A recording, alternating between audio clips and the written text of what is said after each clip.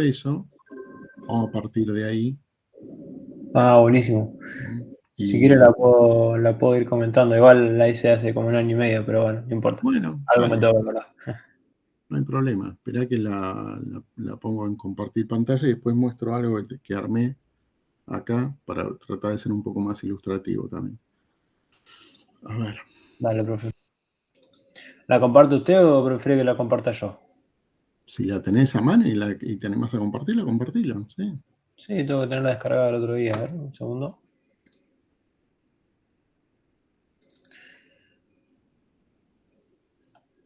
Sí, acá la tengo.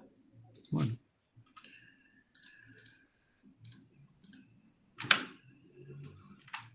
Un poco mientras la vas cargando y demás, bueno, creo que estuvimos todos en la clase pasada, ¿no? Y si alguno no estuvo. Pero ¿cómo había surgido el tema? Había surgido que habíamos hablado de Habíamos hablado de la variación de velocidad del motor sin necesidad de incrementarle el valor de tensión. Claro. Sí. Claro, bueno, porque lo primero que pensaría uno cuando le preguntan cómo decrementás la velocidad de un motor de continua, uno dice, bueno, en vez de darle 12 voltios, le doy 8, entonces gira lento. La realidad es que sí, pero también decrementa el torque. Y bueno, suponiendo que tiene que ser, no sé, por ejemplo, un atornillador eléctrico no necesita mucha velocidad, pero necesita alto torque. Entonces, si le das 3 volts, no te va a mover nada. Entonces, la respuesta correcta es haciéndola, bueno, cambiándole el ciclo de trabajo, y eso se hace mediante la modulación de ancho de pulso. Y bueno, ahora, a ver, ¿dónde está acá? Bueno, nosotros lo que tuvimos que explicar era la síntesis de señales mediante PWM. Ustedes eso mucha bolilla no le... Bueno, nada, acá explicamos a qué se refiere la síntesis en electrónica. Es como el conjunto de muchas señales que conforma la síntesis. Pero eso, bueno, nada, no va el caso. Bueno, acá está explicado un poco lo que les decía recién. El ciclo de trabajo, acá se puede ver una onda cuadrada que va variando el ciclo de trabajo. Esto se calcula haciendo la inversa de la frecuencia, perdón, tenemos que verlo de un periodo. Por ejemplo, un periodo es, ¿ven el mouse? Sí, ¿no? Sí. Bueno, desde este punto hasta este punto, fíjense que a partir de acá se empieza a repetir todo, siempre se repite. Entonces, el 100%, el periodo, digamos, el tiempo que dura desde acá hasta acá, se calcula haciendo la inversa de la frecuencia. Dependiendo de la frecuencia que tenga esta señal, va a ser el periodo. Ahora, el ciclo de trabajo va variando. Cuando está en 20% es el plazo más corto, que es un 20% del total. Digamos, la tensión continua se envía un pulso que dura solamente el 20% del periodo completo.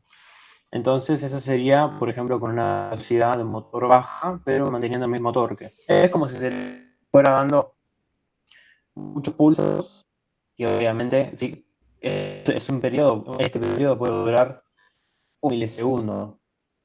Que Sí, ahí, perdóname, te hago una interrupción. Generalmente, digamos, lo que está mostrando ahí, que tenés la ecuación periodo igual a la inversa de la frecuencia, bueno, realmente la frecuencia de lo que nos habla es de la cantidad de ciclos que ocurren dentro de un segundo. Entonces, al hacer la inversa, podemos conocer cuánto dura ese ciclo.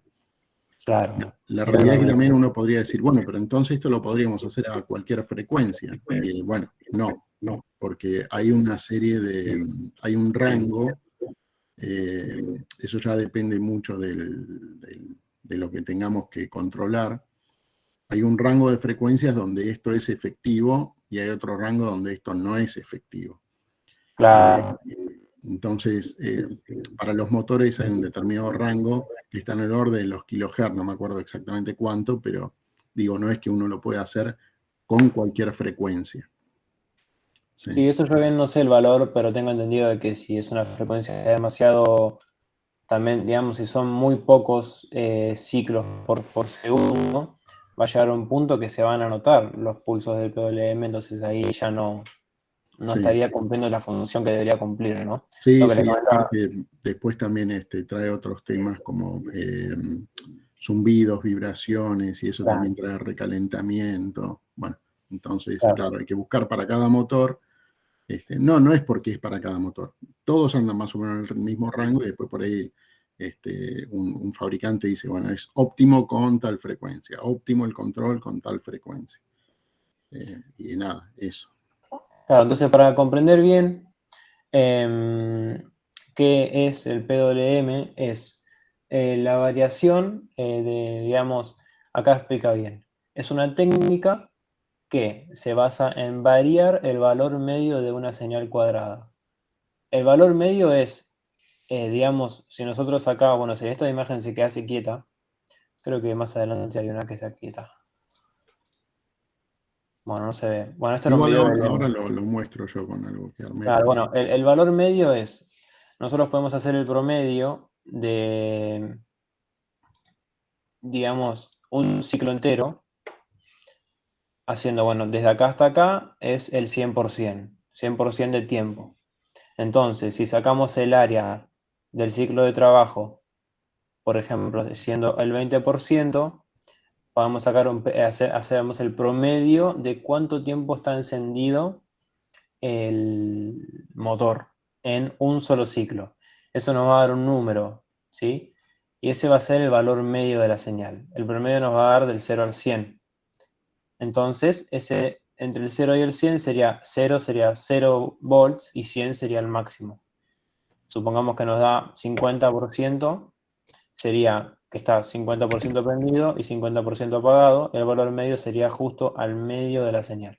Bueno, eso se llama, digamos, variando el ciclo de trabajo, el valor medio incrementa o decrementa. Si tengo un ciclo de trabajo del 5%, voy a tener un valor medio muy bajo. Y si tengo uno del 95%, va a ser casi el total de la tensión, ¿no? Bueno, acá, esto no sé ahora por qué no se puede ver, pero era un video que había hecho el profesor Lemos. Él había armado en una plaquetita con un integrado, bueno, no importa. Se veía la variación de ese motor. Y acá se puede ver el osciloscopio, se veía como moviendo un potenciómetro, el ciclo, digamos, la parte de la onda cuadrada que era de señal aumentaba o decrementaba, ¿sí? Entonces acá, esto es lo que explicaba yo recién. Uy, ¿cómo voy para atrás? Ahí está. Que se basa en apagar y encender rápidamente el interruptor que permite el paso de energía. Es como agarrar una tecla y prenderla, apagarla, muchas veces, pero a muy alta velocidad, ¿no?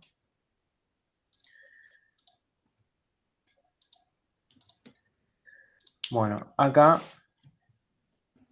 bueno, esto es meterse en un lío, pero es cómo, digamos, hacer la modulación de ancho de pulso de una corriente alterna, pero bueno, nada, esto ya no va al caso. sí, ahí es lo que se estaría usando, o una síntesis, porque después los equipos son mucho más complejos. Claro, Una síntesis de cómo podemos ir de una señal en corriente continua utilizando claro. O sea, acá lo que significa que esta señal de acá, si ven las partes punteadas, por ejemplo, acá tenemos una triangular que va desde el menos, digamos, viene del lado negativo hasta el lado positivo. Fíjense que cuando cruza por cero y entra en el ámbito de la parte de los positivos, el pulso aparece. Y cuando vuelve a pasar para abajo, desaparece. ¿Sí? Entonces, si superponemos la triangular con la senoide que queremos formar, esto es para generar una senoide, es medio difícil de verlo, pero es como Te hago una para... preguntita, Ignacio. Sí, ¿Vos en sí. qué parte del osciloscopio pones la pata 1 y en qué parte pones la otra pata del osciloscopio? Para reflejar Bueno, la señal esa triángulo. ¿Cuál bueno, señal? para generar la triangular hay que hacer toda una electrónica, ¿sí? Pero lo que se hace es, se genera una triangular con un integrado que ahora no recuerdo el nombre, y lo que se hace después, bueno, se pone la pata del osciloscopio, el neutro, en el neutro del circuito, y después en uno de los pines del integrado de salida, se ponen y sale la triangular, ¿sí? Y después lo que se hace es, vieron que en el osciloscopio, bueno, no sé si utilizaron una vez, pero son dos canales. la triangular estaría en el canal 1, supongamos, y después agarramos la alterna que queremos pasar a cuadrada y la sumamos. Ven que se ven en un mismo eje cartesiano, se ven las dos señales. Entonces, es como que siempre que la triangular esté del lado de los positivos y se cruce con la senoide, va a haber un pulso. Desde que empieza hasta que termina. Es medio difícil de verlo y ya seguramente no lo explico muy bien. Sí, igual Pero bueno, nada, es una... es lo que se suele usar con el inverter. Claro, el inverter. Claro, acá justamente, bueno, acá hay un puente H, dice cómo podemos aplicar, y acá, bueno, se puede utilizar para variar la velocidad del motor monofásico, con un circuito inversor. Bueno, Espera, volvé a la anterior, ¿Volvó? perdóname. Ahí. Bien. Lo que está a la izquierda es lo que llama el puente H, que es lo que se utiliza para controlar la velocidad de un Claro. motor de corriente continua. Sí, es Y, un esquema muy conocido. Se llama puente ujú, H por la forma que tiene, que casi bien se forma como una H. claro. Y lo que Son está a la tres. derecha sería la idea de utilizar esto como transformar la corriente, digamos, con una fuente de corriente continua para poder después obtener una senoide lo más Claro, si parecido. acá ven, si miran, esto que tenemos acá es un comparador. Sí, Tiene una entrada, está la señal analógica que vimos antes, en el eje cartesiano, está la analógica, esto está en una entrada. Y en la otra entrada está la triangular generada por nosotros a través de la electrónica que tenemos que hacer. Lo que hace este triangulito es, entra la analógica, entra la triangular, compara y en esta salida, ven que se ve acá que dice PWM, es esto de acá atrás. Es justamente esto, que es la comparación entre la triangular y la alterna que nosotros queremos transformar. Entonces, estamos transformando una señal alterna en una continua que está modificada por ancho de pulso y representa el mismo valor en realidad, porque el valor medio es el mismo, tanto de la alterna como de la continua. Y bueno, después acá hay otras etapas, un filtro más abajo para, bueno, hacer todo lo demás del el control del motor. Bueno, acá también, bueno, acá está lo de la topología de puente H. No sé si profe quiere explicar algo acá. Ven, acá es lo que dice. Es utilizada para la generación de alterna trifásica partiendo de una continua. ¿Sí? Acá podemos generar, esto la verdad no me acuerdo muy bien cómo funcionaba, pero partiendo de una continua, como acá pueden ver, esto, el símbolo este representa una continua, una pila podría ser, o una batería, mejor dicho. Partiendo de una batería con una topología de puente H, que esto hay que entenderlo bien, que yo ya no me acuerdo, de una pila obtenemos una trifásica. ¿Ven? Acá tenemos las tres fases, RST sería, con las tres bobinas, y bueno, ahí partimos, hacemos como transformación de continua a trifásica. sí. Todo esto es con PWM, ¿no? Ujú, Bueno, acá tenemos que estos son las fuentes de alimentación que se llaman UPS, significa en inglés, es un sistema de alimentación ininterrumpida. Es para, por ejemplo, los apagones repentinos por ejemplo, en IBM tienen UPS. Es para los apagones repentinos o los cortes de luz. Ante un corte de luz en una fábrica o en un lugar donde hay servidores que no se pueden caer, entra en función el UPS que mantiene, es como una batería, como un banco de batería. Bueno, esto es más de nuestro palo, que es el conversor, el inverter, conversor de ancho de pulso modulado, que convierte la tensión continua que recibimos del panel solar, que suele ser acá, como dice acá, entre 12, 24 y 48 volts, recibimos el panel solar por la conversión de la célula fotovoltaica, esa tensión continua, y pasando por este inverter, convierte la continua en la alterna que nosotros recibimos en los enchufes de nuestra casa, ¿no? En el caso de querer ponerlo en la casa, ven como dicen, sí. 48 voltios de corriente continua que producen los paneles solares, lo transforma en corriente alterna de 125 o 220 volts, dependiendo del país. Y bueno, ahí Ujú. finaliza la presentación. Pensé que faltaba más. Y Vale, que nada. lloviera hasta ahí, sí.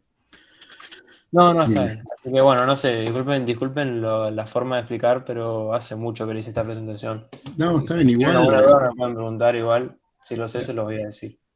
Todo esto había surgido de cuando habíamos hablado de justamente el que se tocaba con el último punto, que era la conversión de corriente continua en corriente alterna, que para eso se usaba la modulación por ancho de pulso. Bueno, después surgió de ahí que en realidad la mayoría de los PLC tienen eh, modulación por ancho de pulso, que se puede utilizar con muchas finalidades, pero bueno, un PLC trae incorporadas muchísimas cosas que son versátiles, ¿no? Así como tiene, no sé, salida colector abierto, salida relé, lo mismo que tiene entradas optoacopladas.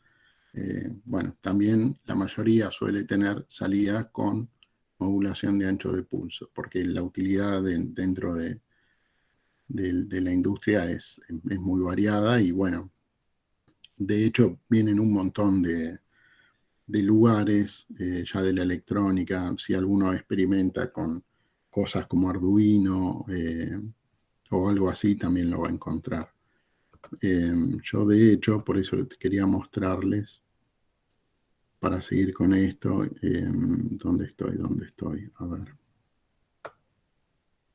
Claro, una breve, algo más que quiero agregar, que como decíamos en la clase pasada, en los Arduinos, hay algunos Arduinos que tienen salidas analógicas y digitales. En una salida digital, si nosotros ponemos un motor, lo único que vamos a poder hacer es prenderlo al máximo o apagarlo por completo. En cambio, si ponemos una salida analógica, el motorcito, lo que vamos a poder hacer, como trabaja con PWM el Arduino, vamos a poder variar la velocidad del motor, siempre y cuando esté adaptado para eso, ¿no? Sí. Espera que... Ahí está. Ahí se ve mejor.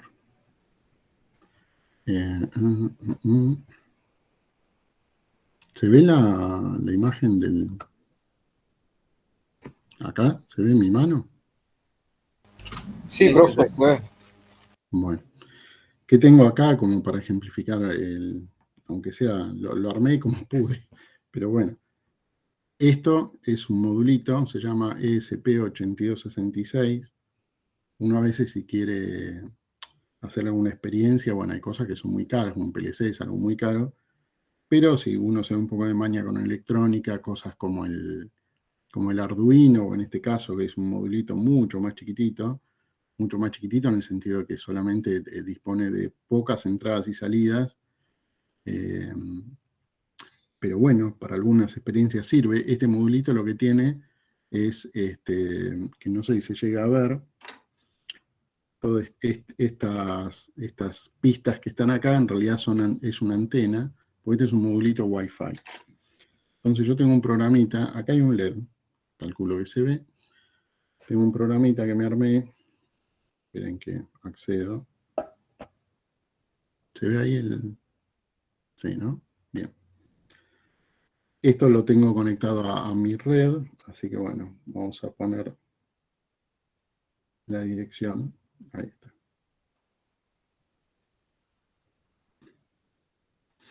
Bueno, y yo con esto... Ah, pero se ve mal. ¿Cómo se ve? Se lee todo al revés, ¿no? No, la verdad sí se ve bien. Bueno, yo acá lo que puedo hacer es darle modulación por ancho de pulso para encender el LED. Entonces, supongamos le voy a dar 25%. Esperen que apago la luz, a ver si se ve. 25%. 50%. 75% y 100%. No sé si se va apreciando que va subiendo en intensidad. Sí, sí. Ahí lo apago, 25%. 75%. O lo apago. O le doy el valor que quiera. Bueno, este programita lo tengo con estos valores. Ahí, como decían recién, la experiencia seguramente, como lo habían hecho Ignacio con el profe Lemos, era utilizando un potenciómetro. Pero bueno, yo lo armé con esto, que era lo que tenía a mano. Y más que nada porque este es un módulo que trabaja por Wi-Fi, entonces, bueno, era más sencillo hacerlo de esta manera. Ahora, volviendo a lo mismo, acá tengo conectado un osciloscopio sencillito, ¿no? Porque es lo que yo puedo tener, no tengo un gran osciloscopio, pero, bueno, ya vieron cómo se va incrementando el rango. Esperen que vuelvo a cargarlo, acá está. Bueno, ya vieron cómo se va a incrementar el rango. Ahora, ¿cómo es que varió la intensidad luminosa de este LED? Bueno, justamente aprovechando ese principio, aprovechando el PWM. Entonces, esperen que cambio la cámara de vuelta. ¿Dónde estoy? Acá.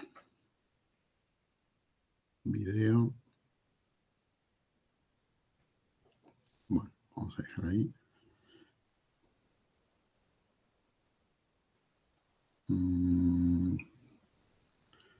Esperen que tengo que encontrar ahora donde dejé el osciloscopio.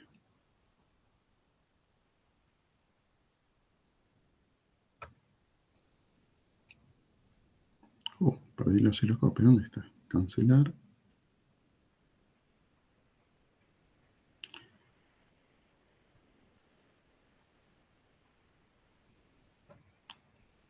Acá lo tengo.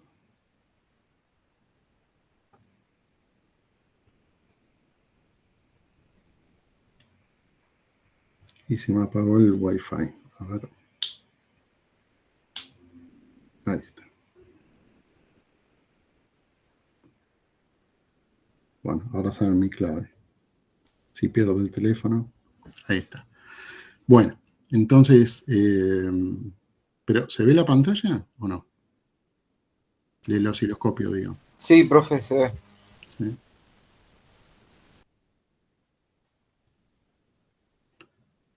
¿Por qué no me lo está cargando? Ah, porque estoy en cero, claro. Ahí está, 25%. Entonces se ve ahí que en la pantalla dice, bueno, el periodo son 502 microsegundos. La frecuencia es prácticamente 2 kHz, o sea, 2000 Hz, 2000 ciclos por segundo, prácticamente, ¿no? Entonces, fíjense, el ciclo de trabajo positivo, es este que está acá, ¿sí? Es de prácticamente el 25%. El ciclo de trabajo negativo, o sea, lo que está apagado, es el 75%. ¿Por qué? Porque estoy en 25% que le había puesto al LED. Entonces, fíjense que para dar una idea, ¿qué quiere decir? Bueno, yo voy a tratar de decir con el cursor la señal. Entonces, acá estaría apagado, se enciende, permanece encendido durante un periodo de tiempo, que sería un 25%, se apaga, permanece apagado durante un periodo de tiempo que sería el 75%. Entonces, el 100% está comprendido de cada ciclo entre el punto digamos, de encendido y el punto en el cual vuelve a comenzar el nuevo ciclo, ¿no? Es como que desde esta parte hasta esta parte sería un ciclo completo. Si está encendido un 25%, bueno, quiere decir 25 por 4 es el 100%, con lo cual si acá tengo un cuadradito y medio, donde este cuadradito representa en el tiempo 2,5 milisegundos, bueno, acá tengo, no sé, 2,7, bueno, lo que fuera. Ahora, si es el 25%, lo multiplico por 4, si tengo un cuadradito, 25, y lo multiplico por 4, debería tener 5 cuadraditos, leyéndolo de izquierda a derecha, que estarían representando el ciclo completo. Entonces vamos a ver 1, 2, 3, 4 y 5. Y se vuelve a repetir el ciclo. ¿Qué se ve en un osciloscopio? En un osciloscopio, pues por ahí arranqué por este, no sé si todos lo conocen, porque por ahí arranqué y conviene aclararlo. ¿Qué es lo que nos muestra un osciloscopio? Una señal que generalmente la vamos a medir en tensión en el eje de las Y, es este, una señal representada por una tensión en el tiempo, y el tiempo es lo que ocurre de izquierda a derecha, ¿sí? Como la señal es periódica quiere decir que se repite en el tiempo, bueno, entonces el osciloscopio puede hacer un muestreo, y lo que nos está mostrando acá es el resultado de ese muestreo. Obviamente que si esto está pasando 2000 veces por segundo, no tiene sentido que estemos viendo cada una de las ondas que ocurren 2000 veces en un segundo. Entonces lo que se hace es un muestreo para dejar la imagen de una manera estática y que nos permita hacer algún tipo de análisis o lectura. Bueno, entonces, en la línea de tiempo, más o menos, el ciclo que está durando este periodo son estos 5 cuadraditos que hemos contado, ¿no? Cada 5 cuadraditos se vuelve a repetir el ciclo. ¿Y cómo está trabajando ahora? Bueno, está trabajando con una operación del 25%. O sea, el ciclo de trabajo es del 24,60, vamos a redondear a 25. Si yo ahora cambio, si me apago el celu, vamos de vuelta con el celu. Si yo ahora cambio un ciclo de trabajo del 50, fíjense que ahora cambió. ¿Está bien? Entonces tengo un tiempo de encendido igual al tiempo apagado, porque el ciclo de encendido es el 48,9, el tiempo apagado es 51,1. Bueno, prácticamente 50 y 50, ¿no? Entonces, ahí es donde tenemos esto que llamamos ciclo, modulación por ancho de pulso, donde lo que estamos logrando es que mediante la duración del ciclo de encendido y el ciclo de apagado, bueno, ahí es donde va a responder el elemento que esté controlando. Si yo voy al 75, va a pasar otra vez que me voy, ¿sí? Y ahora mi ciclo de encendido es del 75%, más o menos, ¿no? Porque esto es algo, no es exacto, pero el tiempo de encendido es el 75%, y el tiempo apagado es el 25%. ¿Se ve? Sí. Ahí estoy, 75, voy a volver a 50, voy a volver a 25, ¿sí? Paso de vuelta a 50, paso a 75, y ahora si estoy en 100, bueno, lo que pasa es que estoy acoplando en alterna, vamos a acoplar en continua. Bueno, esa sería la señal acoplada en continua, eso sería lo que estaría viendo en corriente continua. Si voy al 100, fíjense que es lo mismo, ahí estoy en el 75. Voy al 50, voy al 25, y ahora me voy al 100.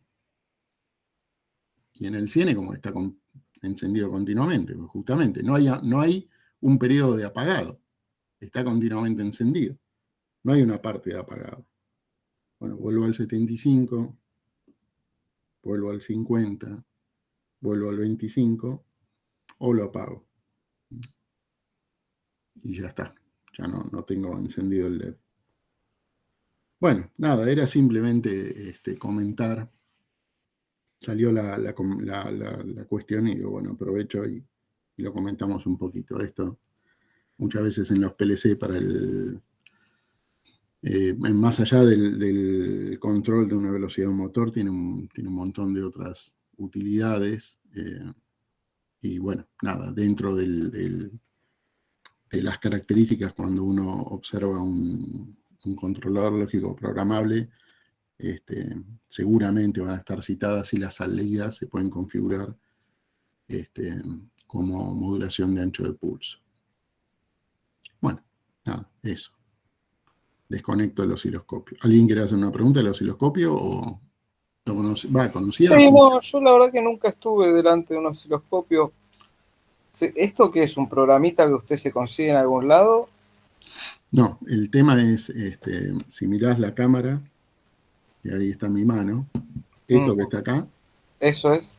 Sí, esto, digamos, no sé, yo por la foto que vi que compartió recién Ignacio, mostraba un osciloscopio, pero claro, los osciloscopios antes eran, al igual que pasaba con los televisores, eran tubos de rayos catódicos, o sea... Sí, son de fósforo los que hay en el colegio. Claro. En el colegio hay varios, debe haber como 6 osciloscopios de fósforo y después hay digitales, hay como 3 o 4. Claro, los viejos osciloscopios eran de una pantallita de tubo, y esta misma representación que yo estoy haciendo, que lo hace el programa, la hacía el osciloscopio en un haz que recorría la pantalla.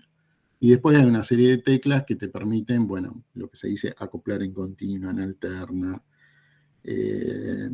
variar la frecuencia, es como que uno puede variar la frecuencia para ver más o menos pulsos representados dentro de la pantalla, o variar la amplitud para ver distintos niveles de tensión. Bueno, después también los osciloscopios generalmente tienen 2 canales, o sea, te permiten ver 2 señales al mismo tiempo. Profe, le hago una consulta con respecto Sí. a esto. Ese osciloscopio que usted está mostrando ahí, ¿lee tanto continuo como alterna? Sí. Pregunto por desconocimiento, porque nunca vi uno tan chiquito como ese. No, a ver, por eso, en definitiva, el tamaño, eso es lo que sucedió, digamos, como consecuencia, gracias a Dios, del avance de la tecnología. Como te decía antes, los osciloscopios eran unos armatostes recontra pesados, que por eso también salían lo que salían, pues imagínate que no se fabrican acá, eso se traía importado, con lo cual ya el peso en sí ya era un costo, no hablemos de la tecnología, que obviamente era muy superior al costo también. Bueno, hoy se consiguen osciloscopios digitales que se llaman, que lo único que hacen es convertir, o sea, hacen una lectura de la señal y terminan tomando lo que llama un muestreo. Terminan tomando un muestreo y eso lo representan digitalmente. Sería que no es de uso solamente en electrónica, sino que se puede usar también en monofásica o trifásica, ese tipo de osciloscopio. Sí. De hecho, lo que pasa es que no es, digamos, no. A ver, este que tengo yo es algo para uso en electrónica, donde trabajamos con niveles de tensión más reducidos, ¿viste? Ahora, la realidad también es que cuando uno va a trabajar con niveles de tensión elevados, lo que hay, no sé si se ve en la camarita, pero lo que hay son las puntas del osciloscopio, esto que estoy apuntando acá ahora. Sí. Bueno, las puntas del osciloscopio suelen tener unos capuchones acá adelante donde uno puede conectarse según donde se esté conectando con más precaución. Y además, generalmente tienen una tecla que puede llegar a multiplicar en por 10 digamos, la impedancia de entrada. Profe, y la pantallita esa que mostró donde figuran el 25-75% que era la señal que estaban Sí. mostrando, ¿es en una pantalla cualquiera o es parte de ese osciloscopio? Porque no sé si me entiende la pregunta. No, a ver, por eso, el osciloscopio, este aparato que está acá, que estoy Sí, ese. señalando, esto hace el muestreo. Genial. Pero esa muestra lo hace en una pantalla No, aparte. por eso es lo que te quería decir. Esto hace el muestreo. Sí. Después esto tiene una salida por un cable USB, que no sé si Sí, se porque llega a eso ver. no lo llego a ver acá, por eso. Tiene una salida por un cable USB, Ahí está. ¿sí? A ver si lo corro un poco más. Sí, ahí se ve. Bueno, una salida por un cable USB, ese cable USB se conecta a la computadora Y la computadora actuaría como pantalla. y la computadora levanta las salidas de la representación de esa señal en el tiempo y reconstruye, con un software, reconstruye la forma gráfica que es lo que estamos viendo. Ahora, ¿ese programa viene con el osciloscopio o se Sí, descarga? no, el programa viene con el osciloscopio. Está. De Digo, hecho, pregunto yo por desconocimiento, porque no entiendo mucho de ese tipo de... de hecho, bueno, de hecho también pasa, que si buscan, no sé, en videos en YouTube y todos lugares así, hay veces que muestran de cómo hacer un osciloscopio haciendo que la señal de entrada entre por el micrófono, Sí. o sea, pero no funciona, realmente no funciona porque es muy impreciso, es muy riesgoso, puede llegar a estropear el celular. Lo ideal sería tener con una computadora. No, bueno, a ver, no digo que sea lo ideal, todo depende para qué quiere uno tener un aparato así. O bien una tablet también podría ser. Sí, pero también depende para qué uno, digo, cuando uno está trabajando con niveles de tensión, generalmente, bueno, a menos que uno necesite hacer un análisis para ver si hay ruido, hay interferencia, hay armónicos, bueno, ese tipo de análisis que ya, sí, se requiere algún instrumental, pero si no, generalmente uno lo que mide son valores eficaces de los niveles de tensión que está midiendo. Y cuando no se puede medir de manera directa, que es el caso de la corriente, porque para medir corriente uno debería cortar el circuito y poner un instrumento que sería el amperímetro que permita medir la corriente, pero en corriente alterna no se puede hacer eso porque Sí, digo, sería cortar el suministro. porque hay veces que en las clases están muy buenas con respecto a las partes teóricas por ahí, pero está bueno esta parte donde muestra cómo funciona, por ejemplo, el osciloscopio, y se ve la otra parte, que es la que por ahí, como no estamos en el instituto, no tenemos acceso. Uh-huh. Pero acá en el programa que usted mostró está perfecto porque se ve la parte práctica, que es lo que por ahí necesitamos también, además de la teórica. Sí, ahí sí, ¿qué te puedo decir? Somos todos víctimas del mismo problema que es el coronavirus. No es una crítica, sino que está bueno, digo, porque ahí se ve el fundamento de lo que uno por ahí lee, que es como lo que está mostrando, por ejemplo, en esta parte de la pantalla, que como no todos tenemos el acceso a un osciloscopio, por ejemplo, pero acá se ve directamente lo que uno puede llegar a comprender o a leer por parte de una parte teórica. Sí, sí, te entiendo. En realidad, por eso yo arranqué tratando por ahí me mandé y después fui un poco más para atrás diciendo, bueno, si nunca habían visto o nunca habían tenido de cerca un osciloscopio, tratar de explicar lo que era. Entonces, bueno, en definitiva lo que hace el osciloscopio es poder representar una señal en el tiempo. Entonces, ¿cuál es el fundamento o cuáles son las características básicas de una señal? Bueno, una es la amplitud, que cuando hablamos de amplitud es decir, bueno, no sé, qué nivel, qué voltaje tengo, qué diferencia potencial tengo, tanto en positivo o en negativo. Otra es justamente cuánto dura periódicamente en el tiempo. Por eso el osciloscopio es práctico cuando medimos señales, lo que se llama señales periódicas, o sea, señales que se repiten en el tiempo. Por ejemplo, si yo tuviera que utilizar esto para un circuito, supongamos, de computación, donde la información, no sé, entre la unidad central de proceso, la CPU y la memoria, es un tráfico de datos continuo, y este aparato no me serviría, porque ya ahí no son señales periódicas. Entonces, generalmente lo que se usa ahí tiene la misma característica, hace un muestreo, pero ahí sí hace un muestreo real en el tiempo, de todos los sucesos, y después queda todo grabado en un archivo para que uno lo analice. En el caso de este osciloscopio, como también eran los osciloscopios anteriores, antes de ser digitales, como es este caso, no, lo que se hace es seguir una señal periódica y representarla. Entonces, como te decía, en el eje de las X, que es lo que leemos de izquierda a derecha, es tiempo. Cada cuadradito es como un segmento de tiempo, que si se fijan acá, ¿sí? Bueno, ahí. Cada cuadradito equivale a 2,5 milisegundos. ¿Sí? No, perdón, esa es la velocidad de muestreo. Cada cuadradito equivale a 100 microsegundos. ¿Sí? Cada uno de estas rayitas que se ven acá, de izquierda a derecha, a ver si... Esperen un toquecito. A ver.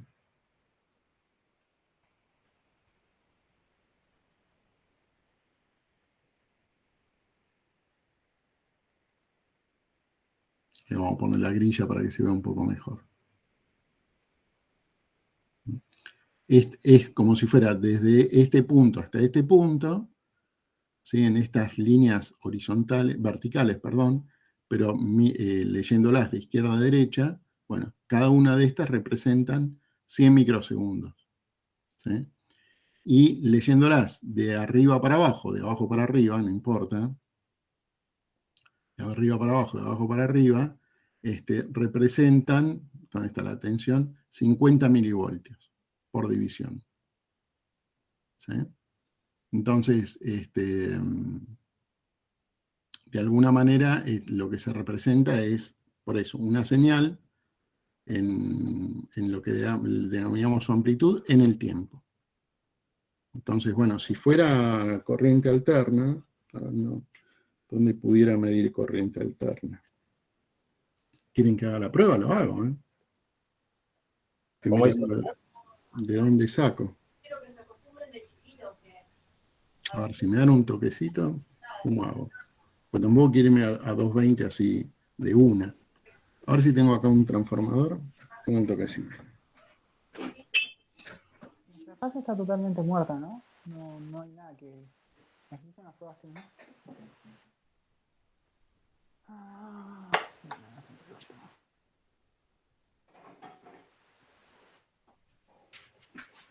No, no tengo un trafo. Así que se cae en 2K, te queda Si no, una fase... para la próxima. Pero bueno, ¿qué veríamos? La señal senoidal de los 50 ciclos, ¿sí? Si fuera el caso. Qué lástima, che, porque si tuviera un trafo lo conecto. Bueno, no tengo un trafo. Y bueno, de última, si se puede para la clase que viene mostrar. Sí. Bueno, y después, ¿Todo huevo majaste para la carne? Lautaro, estamos escuchando tu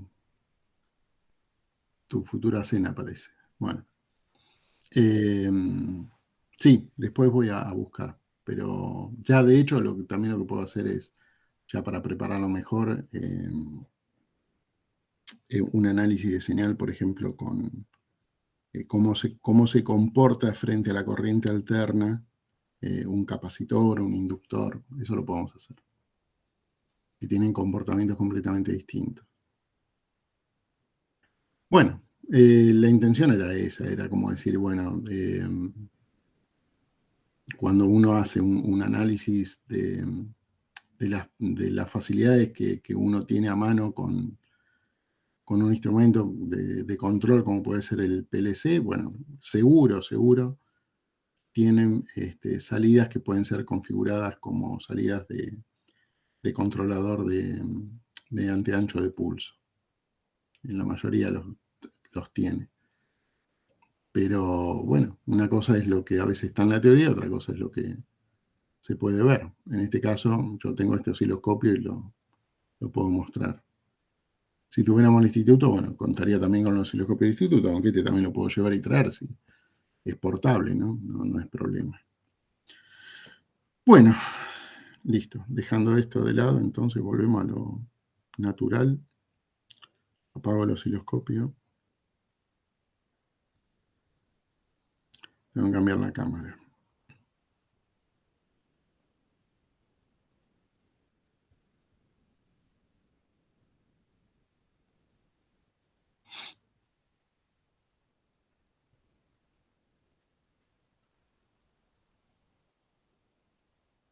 Bueno, y esperen que apago el dispositivo. Va a pasar como la vez pasada,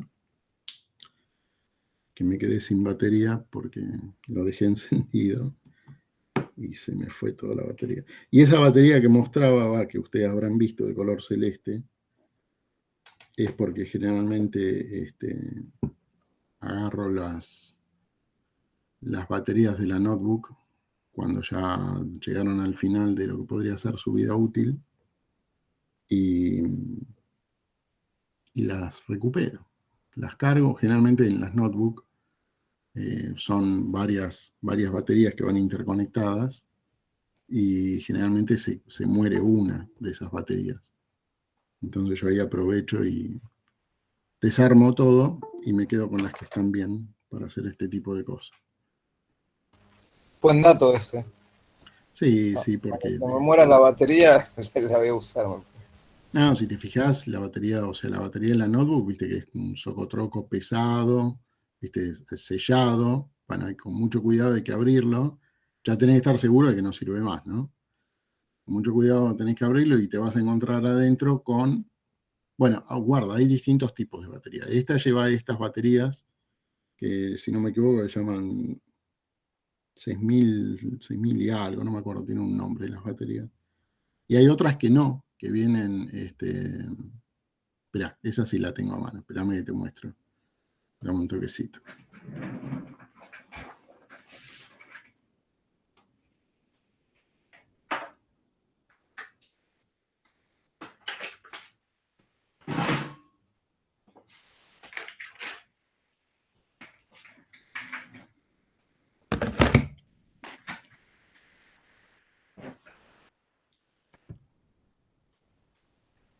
Ahí está. ¿Se ve esta batería? Sí, sí. Esta es la de una notebook. A esta todavía no le saqué ninguna. ¿Ves? Tiene las 6. Todavía la dejé, le saqué la tapa, pero todavía no la desarmé. No sé cuál está viva, cuál está muerta. Pero bueno, esta es una. De estas son las que recupero las baterías. Son unas baterías polentas, porque vos la cargas, tiene 3, y pico de voltios cuando la cargas, pero tiene una buena corriente. Después te aguantan bastante. Esta es una, que ya la... Profe, ¿puede repetir para qué usa el tema de la batería esa? Porque es corriente continua. Es corriente continua que así para hacer experimentos de electrónica, generalmente yo hago cosas con Arduino o ese tipo de cosas, que son microcontroladores, y generalmente trabajan con 5 voltios de alimentación. Bueno, estas pilas dan 3, y algo, entonces generalmente, bueno, pongo 2 en serie, tengo 6 y pico, y después con un regulador de tensión, lo llevo a 5 voltios para alimentar el circuito. En el caso del modulito... ¿Una fuente de bus usa para regular la tensión? No, uso el famoso 7805. ¿No? El regulador, el 7805, tiene 3 patitas. Para tirarle una 5 volt. Claro. Y si a 12, ¿qué le manda? El 7912. Claro, 7912. Bueno, el 79 tiene un montón. 7905, 12, 9. Y para el modulito que mostré recién, no, porque ese trabaja con 3,3. Trabaja con 3,3 voltios ese modulito. Entonces, como la batería tiene un poco más, yo lo que hice fue ponerle en serie un diodo para bajarle la tensión y de esa manera tener los 3,3 en la entrada del modulito. Ese es el modulito. Esa es una batería que recupera una notebook. Y esta, si la ven, un día yo estaba trabajando con mi máquina, con esta que estoy mostrando las clases y todo, y un día la notaba rara, digo, ¿qué le pasa a esta? La doy vuelta y estaba hinchada. Yo digo, ¿esto qué? Bueno, esta es la batería. No sé si llegan a ver que está inflado esto acá. Sí, se ve. Bueno, esta es una batería de gel, pero no sé, qué sé yo. Se hinchó, pero que una barbaridad. Parecen almohadas esto. Y tienen una presión, yo las dejo ahí en un costado, porque digo, si esto algún día revienta, no sé para dónde va a explotar. Bueno, ya me la cambiaron la batería, pero esto era una cosa así finita, nueva, y fíjense el tamaño que tiene ahora, la hinchazón que tiene. ¿Las conserva para verla o la utiliza para algo? No, es simplemente para, como te digo, esto es de acá le sacás corriente continua, porque la batería estaba buena, lo único que se hinchó. Claro, pero anda, digamos. Anda. Entonces, muchas veces para alimentar algún modulito de algo, yo sé que acá tengo corriente continua, no tengo que andar con cables, sacando de 220 voltios, convirtiendo. Así me pasan cosas también, ¿no? La vez pasada para la clase de física que tenía que mostrar la ley, lo que llaman la ley de Faraday, que es cuando circula corriente, hago circular corriente por un solenoide, y entonces termino generando un campo magnético y bueno. ¿Es la prueba esa que tira la viruta y se ven las líneas de campo? No, esa sí es para magnetismo, que también es la unidad que le sigue, que es para mostrar las líneas de campo magnético en un imán. No, la ley de Faraday es cuando, bueno, justamente los generadores se basan en ese principio. Cuando vos tenés el área de una espira que se somete a la influencia de un campo magnético. Bueno, si ese campo magnético se queda estático, la espira no genera una diferencia potencial entre sus extremos. Pero si ese campo magnético varía en el tiempo, entonces con esa variación del flujo magnético inducida sobre la espira, generás una diferencia potencial entre los extremos de la espira. Claro, es lo que cuando, digamos, la espira corta la línea de campo, se genera la circulación de corriente a través de ella, ¿no? Claro, bueno, ese es el principio en el cual se basa el generador, ¿sí? Que en algún momento vimos unas unidades atrás, el generador, y en qué se basa. Bueno, justamente en la aparición y desaparición del campo magnético. ¿Y cómo es que el campo magnético aparece o desaparece? Bueno, justamente en el eje del rotor, en el generador, tenemos un electroimán creado justamente por, bueno, no sé, recuerdan por ahí, si no, péguenle un vistazo, pues de hecho creo que hay una actividad de eso. Entonces tenemos un gran electroimán que está girando continuamente. Y ese giro del electroimán es un campo norte-sur que se va moviendo circularmente. Y ese campo norte-sur va ingresando su flujo magnético a las espiras del estator. Claro, en vez de moverse la espira, se mueve la línea de campo, el campo magnético, ¿no? Exactamente. Y ahí Profe, donde, ¿usted no lo hizo con una brújula? No recuerdo. sí, bueno, ahí lo que mostré era la circulación de la corriente, cómo la circulación de la corriente por un cable genera un campo magnético a su alrededor. ¿Sí? Y bueno, justamente para hacer esa demo de poder generar un flujo magnético que pueda inducir una corriente eléctrica en una espira, necesitaba, no me servían estas baterías, necesitaba un poco más de tensión, simplemente para tener una buena diferencia de potencial. Y entonces conecté una fuente de... yo reciclo todo, porque para eso está el reciclaje, ¿no? Una fuente de tensión de una PC, de una computadora o de escritorio. Y me pasó que estaba así, faltaban minutos para empezar la clase, andaba todo bien, y bueno, tuve la mala suerte de que hice tocar el negativo contra el chasis de la fuente y voló mal. Y bueno, en los últimos minutos tuve que cambiar la fuente y ahora tengo una fuente que estaba muy linda, pero ya murió. Y bueno, para esas cosas lo uso. Es como que digo, pasó y bueno, pasó. Si total era una fuente que yo tenía de algún reciclaje, si se murió, ya está. Cumplió su objetivo. Y lo mismo con estas baterías. Las reciclo, las levanto, las reciclo y para lo que sirven, sirven. Y si ya no dejan de andar, bueno, no pasa nada.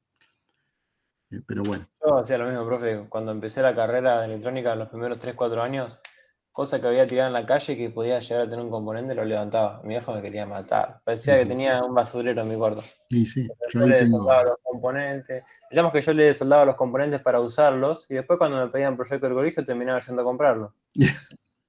Pero bueno, están ahí, algún día lo voy a usar. Todo lo que hay ahí atrás, ¿qué se piensan que es? Todo eso que está ahí. Para ustedes oro, pero para la familia basura.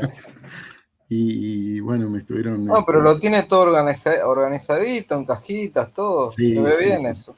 Porque en algunos lugares dejé separado motores, en otro lado dejé separado sensores, qué sé yo. Todas esas cosas que uno va juntando. Pero bueno, nada, qué sé yo. Es así, uno cuando empieza a jugar, como que después se transforma en un juego, ¿no? Te miran de afuera y parece que sos un nene jugando, pero bueno, qué sé yo. Bueno, a ver, volvamos a la presentación, pues nos fuimos recontra de tema. Pero bueno, no sé, lo que quería decir es, hay cosas en las cuales uno puede experimentar y sin necesidad de invertir mucho dinero. Obviamente que tiene que estar el tiempo y las ganas, o el tiempo también para dedicarlo a entender lo que uno está haciendo para poder llegar a un objetivo, ¿no? Entonces, por eso digo que en un PLC ya está todo armado, porque ya tenemos una fuente de alimentación que va a nutrir a la CPU sin ningún tipo de inconveniente, con protecciones contra cortocircuito. Justamente el PLC está preparado para la guerra, o sea, nosotros podemos hacer cualquier barbaridad, bueno, a menos que sea una barbaridad demasiado bárbara, pero el PLC se la va a bancar. Y más ni que hablar de los que creo que son los que están en el instituto, que tenemos la CPU en un lugar y le podemos ir acoplando módulos, con lo cual, Sí, son eso, profe. claro, llegado el momento donde tengas algún inconveniente, bueno, como mucho mataste el módulo, pero la CPU sigue viva. Entonces, ahí está piola jugar. Pero bueno, en definitiva, ¿qué es lo que terminamos teniendo? Conexiones con el mundo exterior, para poder reconocer el mundo exterior. ¿A través de qué? A través de señales. ¿Cómo levantamos esas señales? Bueno, van a ser magnitudes eléctricas, algunas serán lo que llaman discretas, o sea, ceros y unos, y otras serán analógicas, o sea, un rango de tensión con alguna característica, sea en rampa, sea en ciclo, lo que fuera. Profe, perdón que lo interrumpa, pero no sé si está no está presentando, no sé si usted piensa que... Espera, no, ahí voy. Sí, porque yo me empecé a hablar y... Yo veía en el reflejo de los lentes como que había una presentación y dije, debe estar.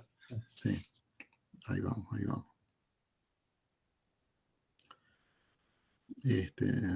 Pero bueno, eso. ¿Y al final fueron al instituto o no fueron al instituto con Gema? Vamos todos los miércoles. Ah, bueno. ¿Y qué tal? ¿Qué están haciendo? Nos dio un proyecto. Claro, tenemos el proyecto final de Gema y vamos y bueno, vemos un poco el PLC, bueno, los sensores, cómo es la maqueta de proyecto y ya tenemos la consigna, así que ahora estamos yendo como a empezar a programar. Está bien.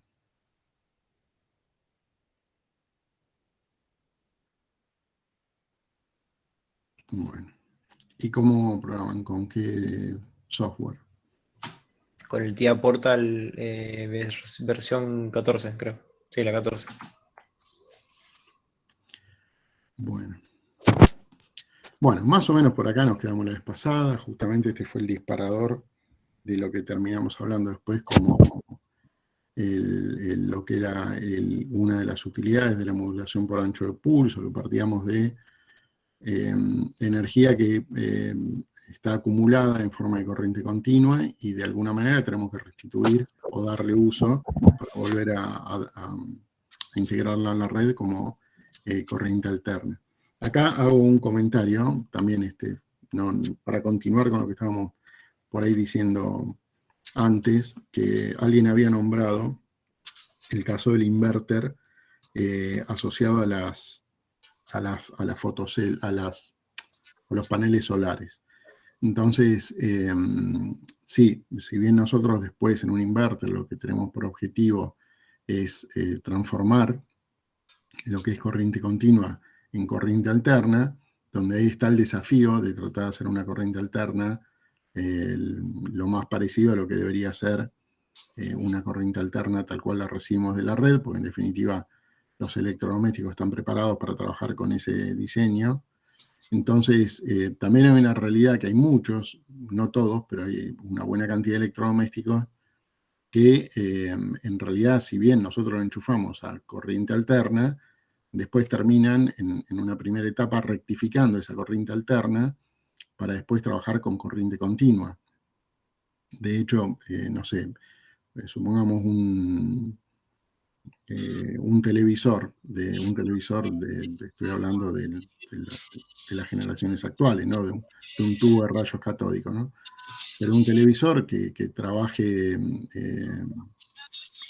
no sé, como sería un televisor LED, por ejemplo, generalmente vamos a ver que en la entrada nos dice, bueno, esto se puede conectar a 220, 110. Sí, no hay ningún problema, porque en realidad, como trabaja con corriente continua, y la corriente continua con la que trabaja es una corriente continua de menos voltios que los 220 o los 110, por ahí andará en el orden de los 24 voltios, entonces, bueno, termina teniendo esto que se llama una fuente switching, que termina convirtiendo esas señales de entrada de corriente alterna digamos, en una salida. Una fuente switching lo que hace es trabajar justamente abriéndose y cerrándose en función de la carga. Cuanto más corriente se le exige, es como que la frecuencia aumenta y puede entregar más corriente. Cuando la carga baja, se autorregula y hace ese proceso de apertura y cierre con menos frecuencia para seguir manteniendo la misma tensión, pero con otro nivel de corriente. ¿Por qué decía esto? Porque justamente si no tenemos un inverter, y supongamos que tenemos un panel solar, bueno, hay ocasiones en las cuales le podemos entregar directamente la tensión de corriente continua, porque en definitiva ese equipo termina trabajando en corriente continua. Entonces, el inverter justamente lo que va a hacer es convertir la corriente continua a corriente alterna, pero se va dando que cada vez tenemos más elementos que a veces trabajan con corriente continua, a pesar de que nosotros lo enchufamos a la red y es corriente alterna. Estoy hablando de todo esto de uso hogareño, no de uso industrial. De hecho, hoy hay hasta heladeras inverter que se basan en ese principio, o sea, terminan convirtiendo la corriente continua en corriente alterna, y el motor con el cual trabaja la heladera es un motor de corriente continua. Pasa lo mismo con las soldadoras, que no pesan nada, por ejemplo. Con las soldadoras, que también, tenés razón. Digamos, Sí. yo en casa tengo una soldadora de las viejas que tenía mi abuelo y no la puedes mover. No la puedes mover, y si la vendés por cobre seguro te pagan fortuna. Claro, y las inverter de ahora vienen con una correíta para que te cuelgues en la cintura mientras estás arriba de la escalera. Tal cual, tal cual. Sí. Así que bueno, nada, de acá se desprendió lo que después terminamos hablando de modulación por ancho de pulso. Bueno, cuestión, y este era donde habíamos quedado la vez pasada. Esta cuestión de que la energía generada como consecuencia de la corriente alterna no la podemos almacenar. Y si no la podemos almacenar, una opción, si es que la disponemos, una opción es resguardarla. Y para resguardarla hay distintos métodos que podemos llegar a utilizar. Supongamos, ¿por qué sería necesario almacenar esta energía?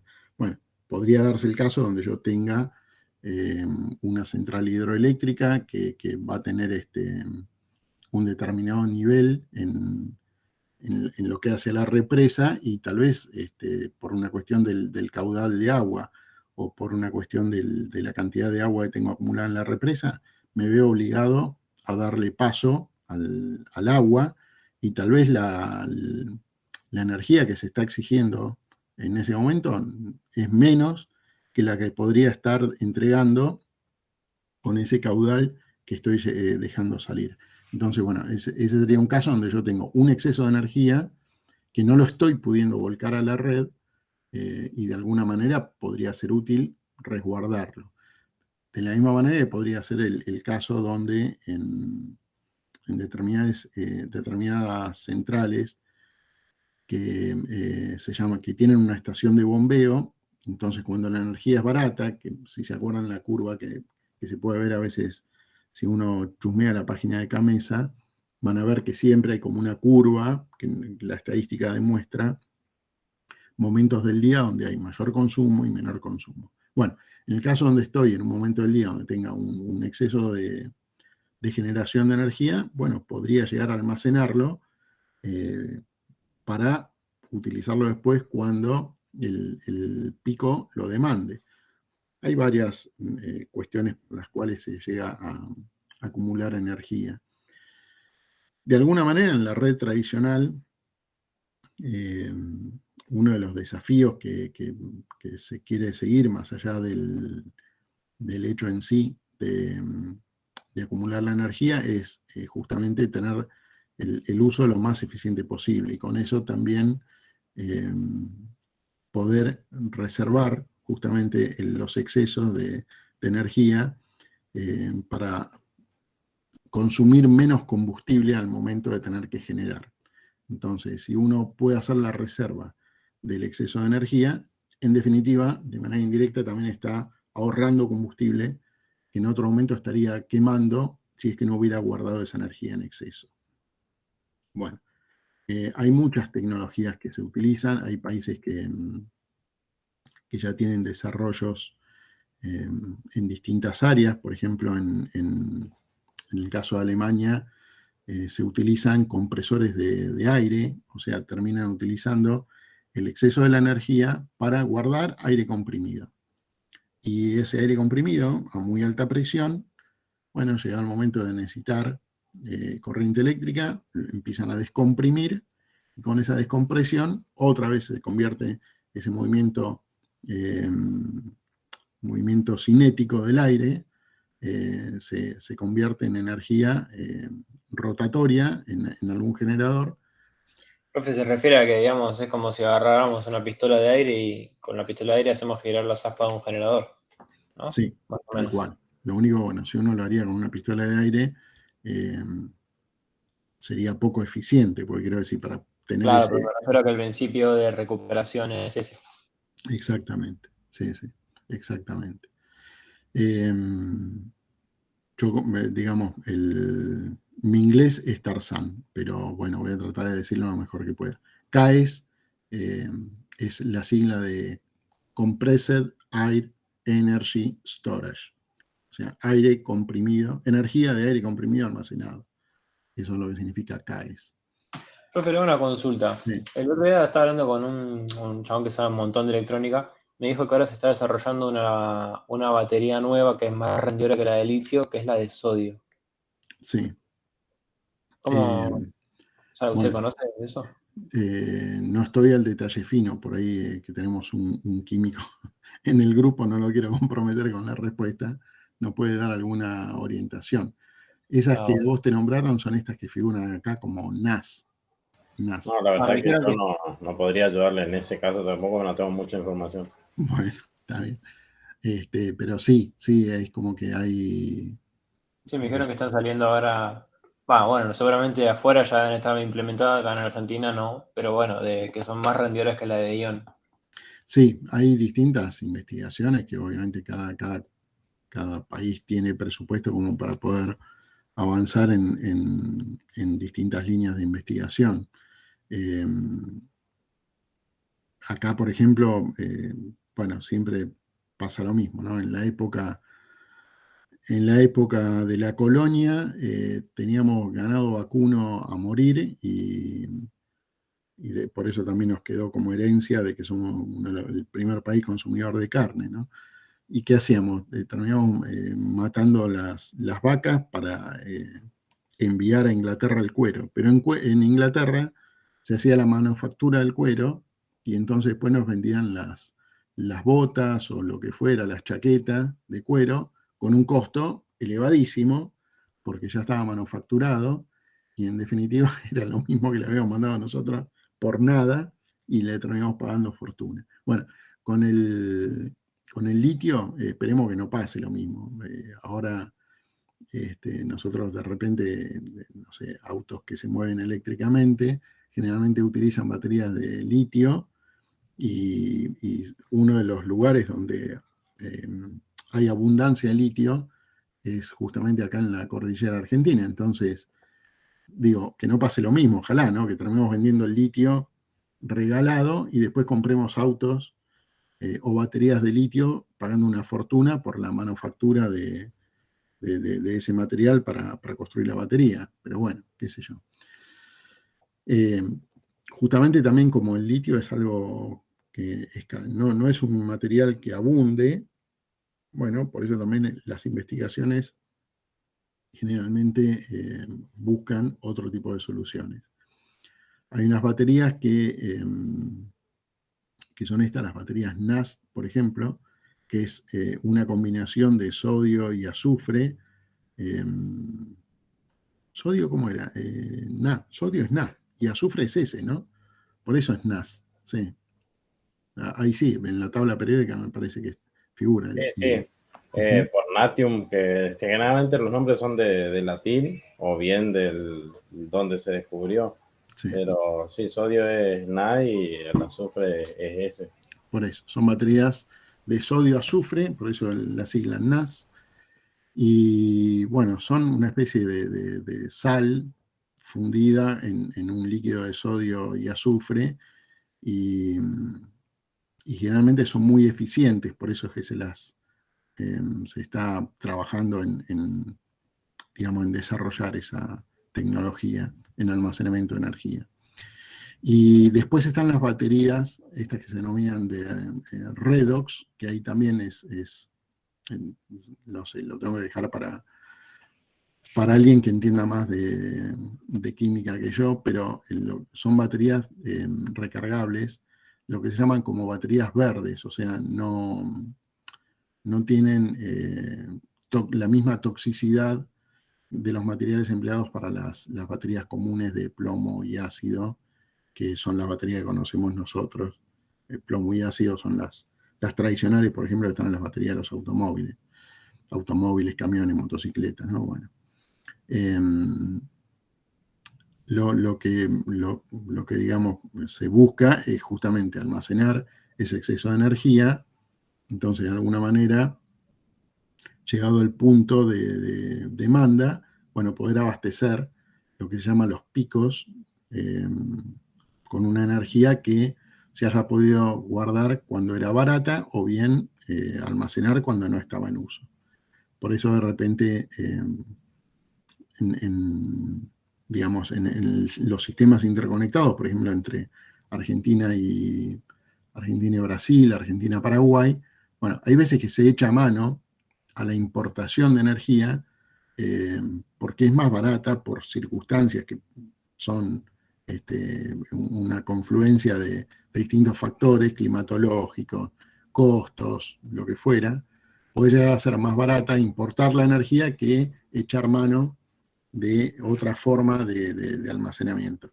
Y acá generalmente, digamos, no tenemos una tecnología tan avanzada en lo que es almacenamiento de energía como en baterías, sino lo único que tenemos son estaciones de bombeo, que lo que se hace es pasar agua desde una base de la represa, perdón, desde la salida de la represa a la parte de arriba, de manera tal de que en ese traspaso de bombeo lo que se está haciendo es ganar energía potencial. Cuando tenemos algo que lo elevamos en altura, en realidad lo que le estamos dando es energía potencial. Energía potencial porque va a ser un flujo de agua que cuando le demos libertad va a caer, va a bajar, digamos, con el peso y con la influencia del efecto de la fuerza de la gravedad, y de ahí le sacamos, convertimos esa energía potencial en energía cinética, en energía cinética en energía eléctrica. Bueno, ese es el objetivo de la acumulación de energía, en definitiva. El tema también es, cuando almacenamos, qué tiempo lleva digamos, la conversión de un tipo de energía en otro para almacenarlo, y qué tiempo también, a ver, ¿cómo lo podría decir? ¿Qué tiempo de vida útil va a tener esa energía almacenada para el sistema? Porque muchas veces la energía yo la puedo acumular, pero después en el momento que la necesito no la dispongo de manera inmediata. Si tengo, por ejemplo, energía almacenada como aire comprimido, bueno, hasta que puedo poner en funcionamiento digamos, la turbina en la cual estoy dejando escapar el aire comprimido, y esa turbina entra en régimen, y esa entrada de régimen, aparte después entra en sincronismo con la red, bueno, va a pasar un determinado tiempo, que a veces lo puedo medir en segundos, pero si yo tengo una demanda en la red, la tengo que cubrir, por más que sean fracciones de segundo, en ese intervalo donde no la pude cubrir, alguna consecuencia voy a tener. Entonces, digamos, son varias las tecnologías que se suelen utilizar para poder abastecer la red. Bueno, hay países que tienen otras alternativas u otros medios económicos como para poder desarrollar varias de esas tecnologías. De hecho, se utiliza, por ejemplo, también algo que se llama volante de inercia, que simplemente mantener siempre en régimen, digamos, como si fuera un gran peso completamente balanceado, pero que lo que tiene acumulado es energía cinética. Energía cinética en constante movimiento, y en un momento determinado acoplamos esa rueda volante que tiene almacenada esa energía cinética con un generador y volvemos a recuperar energía eléctrica. Obviamente, como consecuencia de eso, le estoy restando energía a la rueda volante. Bueno, entonces, puedo llegar a tener un alto volumen de energía, pero para entregarlo en poco tiempo. Cuando ya entregué la energía y suplí el problema de la demanda, bueno, otra vez deberé esperar otro ciclo de energía barata como para poder otra vez cargar de energía a esa rueda volante, a ese volante de inercia. Con lo cual, por eso, es un balanceo fino entre costo y beneficio. ¿Para qué lo hacemos? ¿Con qué fin? ¿En qué momento entra a jugar? Y también cuando entra a jugar, ¿por cuánto tiempo entra a jugar? Por eso, acá en Argentina generalmente lo que tenemos son como energía almacenada, únicamente estaciones de bombeo, y esos picos que hay de demanda se suelen cubrir echando mano a centrales que son generalmente aerogeneradoras, que consumen combustible y a las cuales, bueno, se les da la orden de decir, bueno, trabajamos a un 50, trabajamos a un 60, trabajamos a un 70, trabajamos a un 80, según la demanda, y bueno, se consumirá más o menos combustible para cubrir ese pico. Bueno, en las estaciones de bombeo, lo que tenemos generalmente es el embalse de lo que se llama un cuadro reversible, o sea, tenemos una parte en altura que va a tener esto que denominamos energía potencial y una parte a un nivel más bajo, que es donde voy a traspasar, cuando estoy generando energía, voy a traspasar el caudal contenido en la parte superior a la parte inferior. Luego sucede que por ahí, por las circunstancias de fuera, la energía es barata, entonces revierto el ciclo. Tomo energía de la red y la llevo desde la parte inferior a la parte superior. Cuando hago esto, lo que hago es ganar esto que se llama energía potencial. En definitiva, la energía potencial, como por ahí lo dice la palabra, es una energía que en algún momento puede llegar a ser utilizada. El potencial lo tenemos que relacionar con la palabra de posibilidad, no con la palabra de potencia, porque justamente es energía que en algún momento puede llegar a ser utilizada. Por eso la llamamos energía potencial. De hecho, como les decía, si nosotros tomamos cualquier objeto y le damos altura, lo que estamos haciendo es entregarle también energía potencial. Por eso es que el impacto de un objeto puede ser catastrófico, por más pequeño que sea el objeto, si es que ganó mucho en altura. Si estamos en un edificio de 25 pisos y dejamos caer algo que para nosotros no pesa nada, sí, bueno, no pesa nada, pero la pequeña masa que tiene y habiendo ganado toda esa energía en altura, bueno, cuando empieza a descender y se impacta contra el suelo, bueno, toda esa energía que ganó en altura es energía potencial que se desprende en ese momento. Bueno, con el embalse pasa eso. Cuando tenemos que generar corriente eléctrica, hacemos circular el agua a un nivel superior e inferior.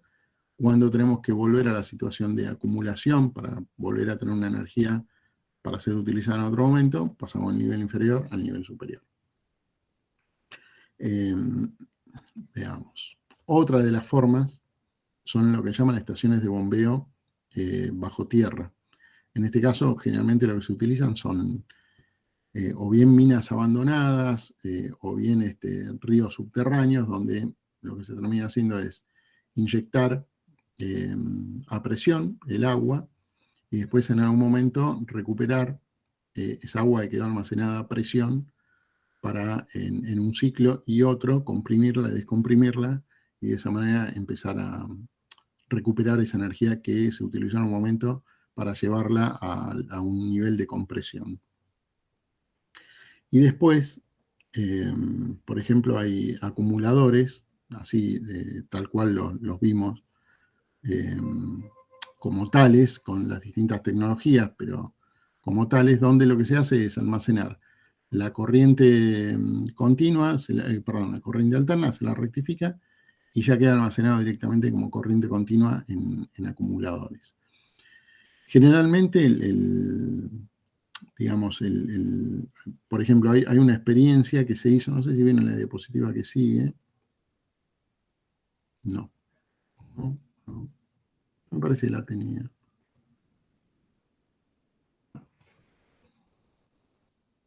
Bueno, hay una isla la nota que está acá. A ver. No. Hay una isla del Pacífico, a ver si lo tengo acá, tampoco. Hay una isla del Pacífico que, bueno, fue una prueba piloto que se había realizado, donde justamente digamos, el consumo que existía en ese punto era a través de una estación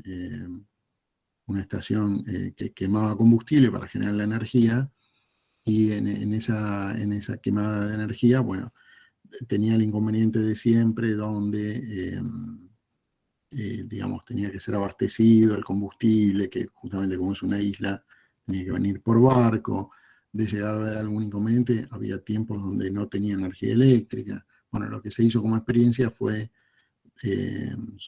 proveerla de acumuladores y proveerla de paneles solares, y de esa manera justamente la energía se acumulaba, se guardaba en estos acumuladores y directamente se disponía, y así todo quedó la central generadora de combustible para cubrir los baches donde el consumo era mayor, o cubrir los tiempos donde por los niveles de radiación solar no alcanzaban a suplir la energía que se necesitaba almacenar.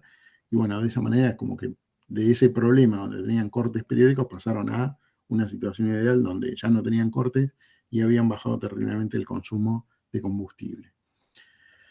Pero bueno, son distintas experiencias que se hacen en los países como para poder acumular energía. Hay una situación que, por ejemplo, en Estados Unidos se va dando como tendencia de tratar de incentivar a lo que es la acumulación de energía. De hecho, Tesla, la empresa que nosotros por ahí la conocemos por la fabricación del automóvil, pero bueno, es una de las que va a la saga con estaciones, parques, donde justamente tiene baterías para hacer acumulación de energía. Y de esa manera aprovechar cuando la energía es barata para acumularla y después venderla cuando hay una demanda. O sea, a diferencia por ahí de lo que para nosotros es conocido en el mercado eléctrico, donde hay una gran intervención del Estado, más allá de que los operadores puedan ser privados, pero bueno, Estados Unidos no tiene esa filosofía. Todo es, digamos, un desarrollo privado, y entonces son estaciones que se construyen con ese fin de acumular energía. Uno termina conectado a la red, acumulando energía cuando es barata, y después la vende cuando es más cara. Es un negocio de acumulación de energía y de venta de energía, sin más ni menos. Entonces, Profe, sí.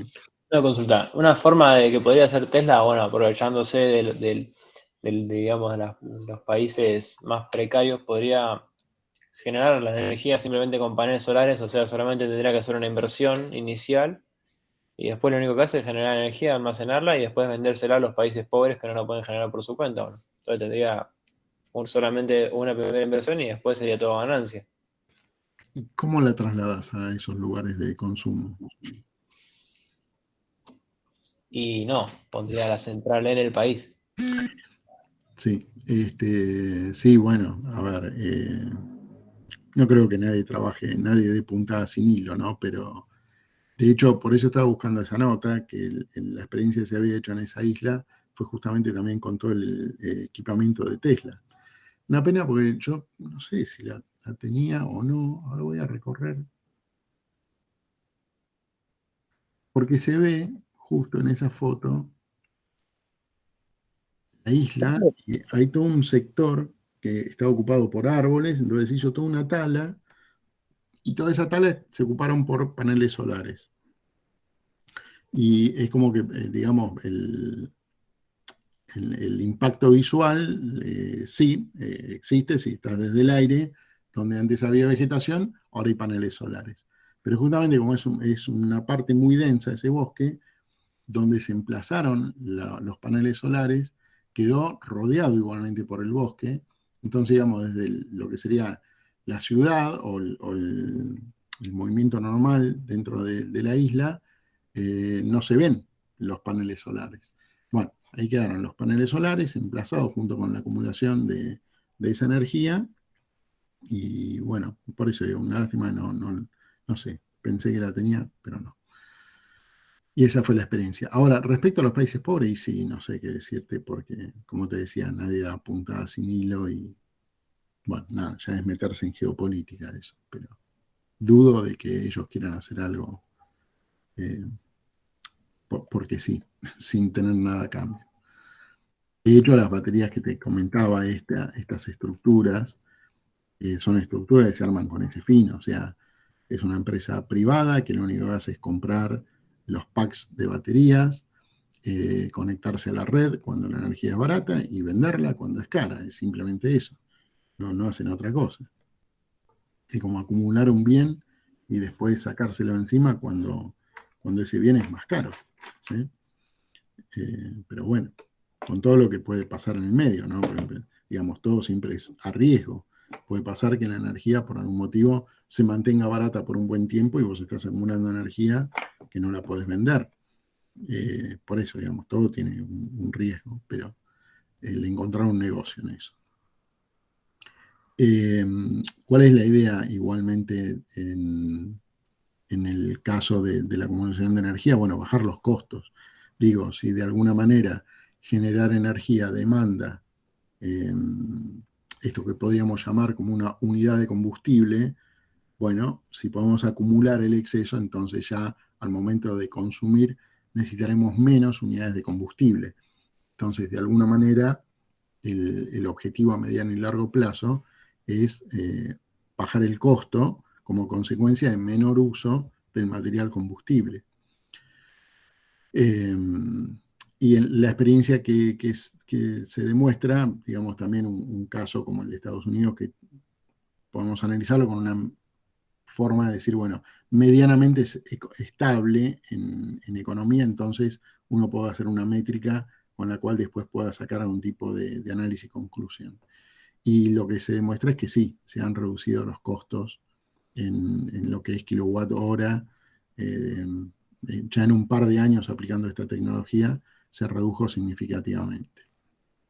Con lo cual, por eso es que, digamos, una tendencia que vino para quedarse, y de hecho, por eso es que hay compañías como la de Tesla, que la nombro porque por ahí es la más conocida, pero hay otras que hacen uso de eso mismo con ese fin, de acumular y vender.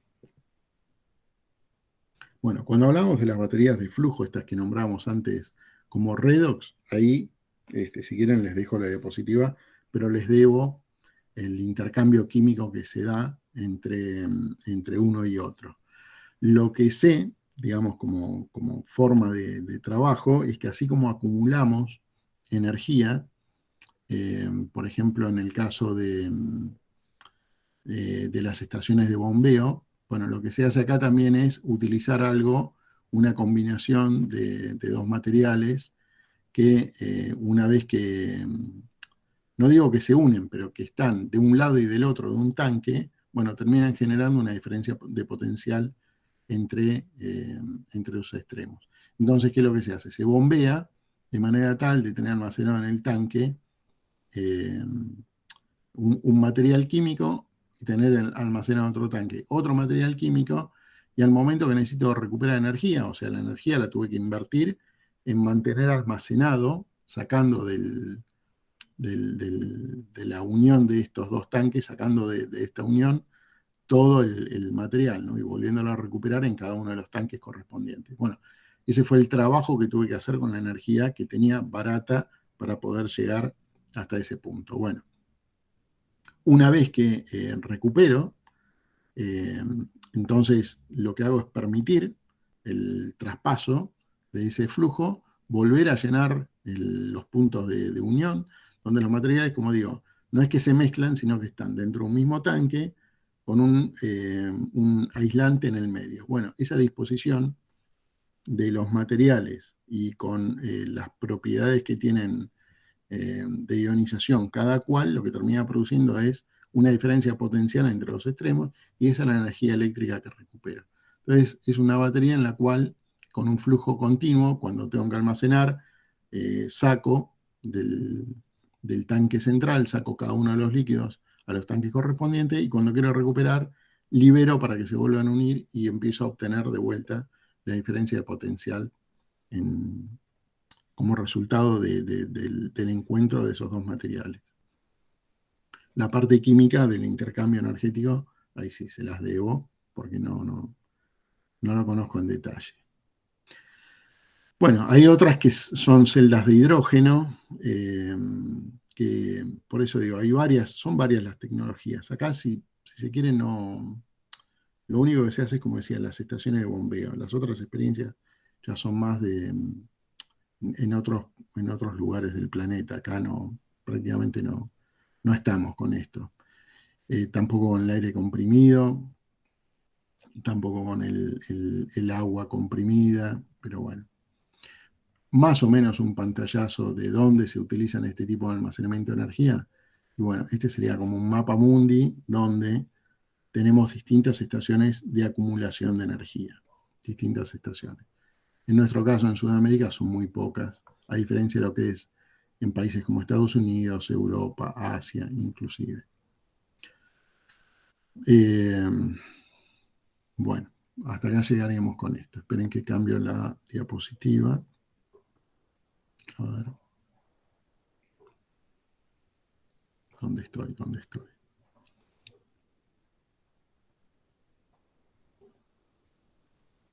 Profe, ¿vamos a estar hasta muy tarde hoy? No me di cuenta la hora. A ver.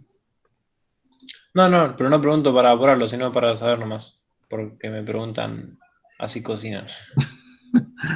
Ya estoy sometido a la cocina. Ya. ¿Cuántos somos? Che, aparte, cada vez somos menos, 12. 12 me saco a mí 11. ¿No éramos 15, 16 generalmente? Sí. Uh-huh. A ver.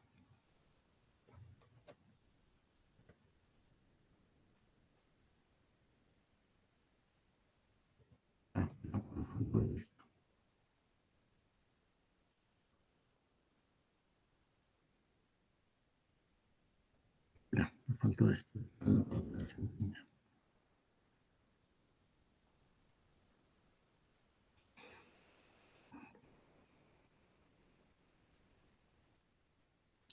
¿Dónde está? Acá.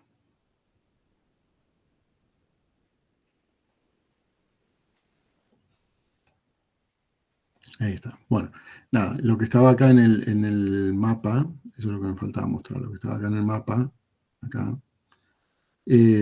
cantidad porcentual de lo que se está acumulando energía, más o menos, a nivel mundial, sería un 2,5% de la energía total generada, bueno, se destina a lo que es acumulación.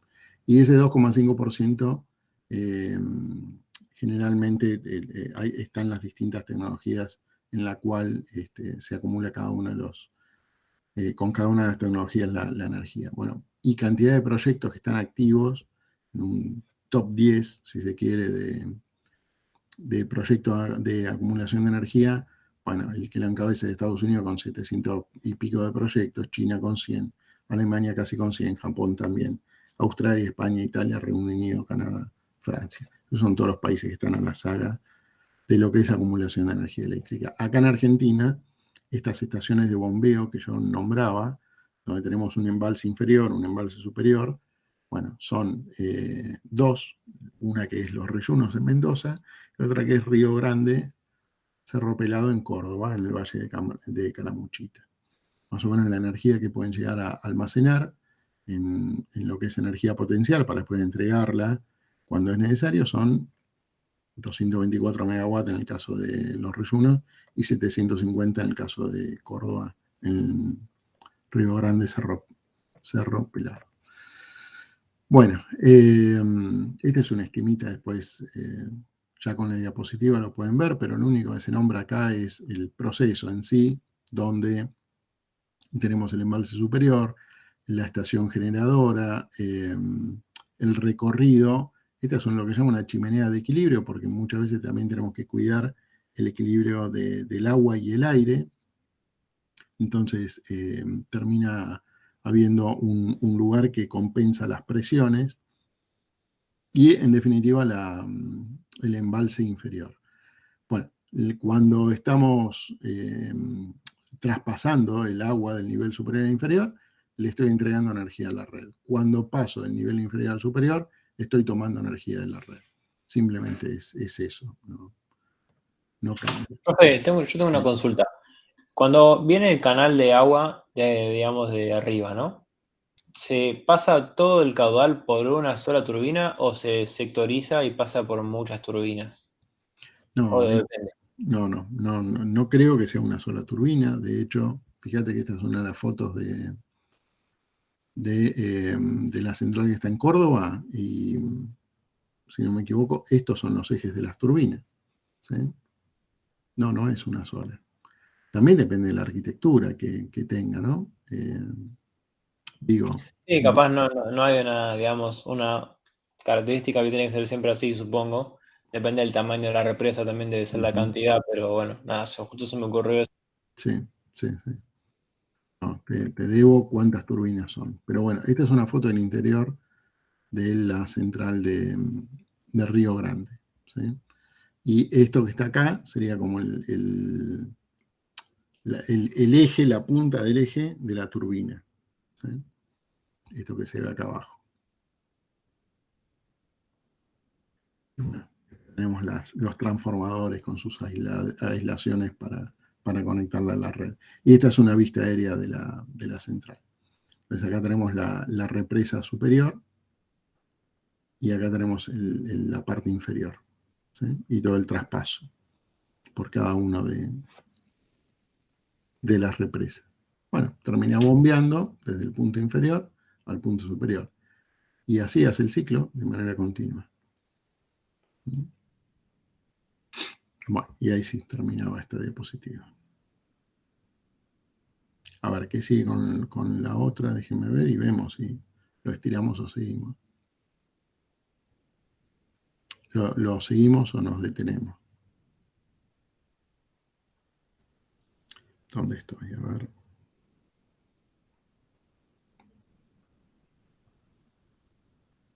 Sí, ya lo que seguiría estaríamos hablando de otro tema. Así que si quieren cortamos acá y ya queda para avanzar en la próxima, ¿sí?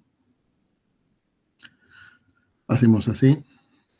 Dale, profe, perfecto entonces. Bueno. Tema que ya vieron. Bueno, yo lo hablé el lunes, pero el lunes éramos poquitos.